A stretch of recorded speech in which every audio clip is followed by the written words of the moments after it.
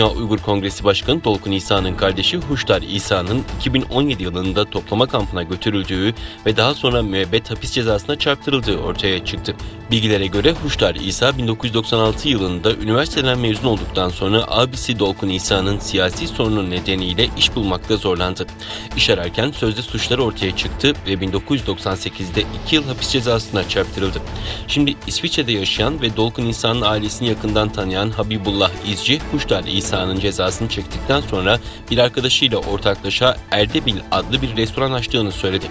Daha sonra Huşdar İsa'nın polis baskısı nedeniyle restoranı kapatmak zorunda kaldığı ve bir süredir Aksu'da bir sürücü kursunda öğretmenlik yaptığı ve sürüş teorisi dersleri verdiği öğrenildi.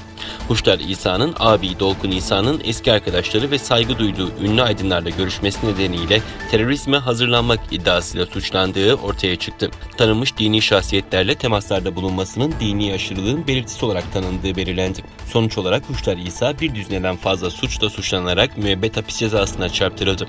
Doğu Türkistan Kültür ve Enformasyon Merkezi eski başkanı Abdülcelil Karakaş yaptığı açıklamada Dünya Uygur Kongresi Başkanı Dolkun İsa'nın kardeşi Huşdar İsa'nın müebbet hapis cezasına çarptırılmasını şiddetle kınadı ve Dolkun İsa ve ailesine başsağlığı diledi. Çin'in Uygur aktivistlerin ailelerini rehin alarak ve hapsederek onların mücadelelerini engellemeye çalıştığını hatırlatan Karakaş, ancak Çin bu girişiminde başarılı olamadı ve olamayacaktır dedi.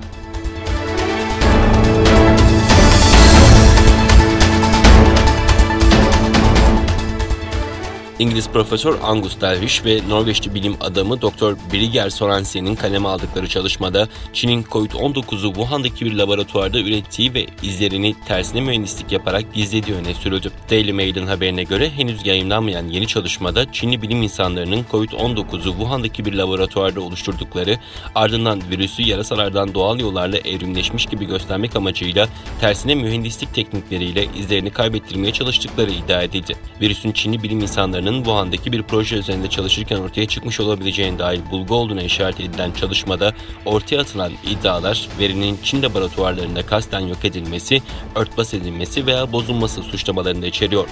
Çalışmada Çin'de virüs hakkında değerlendirmelerde bulunan bilim insanlarının susturulduğu iddialarına da yer verildi.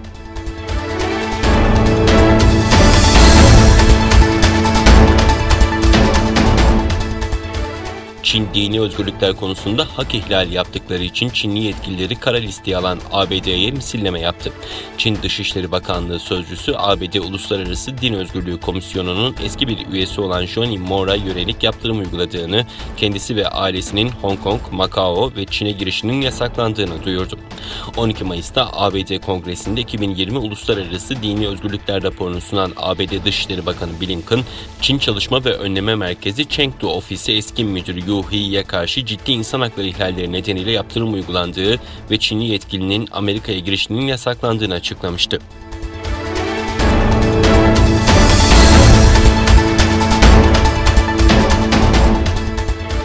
İsrail aşırı sağ görüşleriyle öne çıkan Yamina Partisi lideri Naftali Bennett, koalisyon hükümeti kurmak için Başbakan Benjamin Netanyahu karşıtı bloğa katılacağını duyurdu.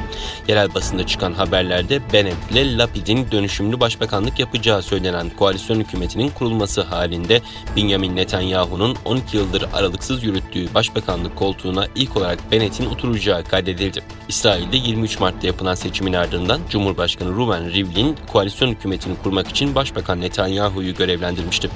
Netanyahu 4 Mayıs'ta koalisyon hükümetini kuracak yeterli desteği bulamadığı için Rivlin'e görevi iade etmişti. Bunun üzerine Rivlin 5 Mayıs'ta koalisyon hükümetini kurma görevini Netanyahu'nun rakibi Lapid'e vermişti.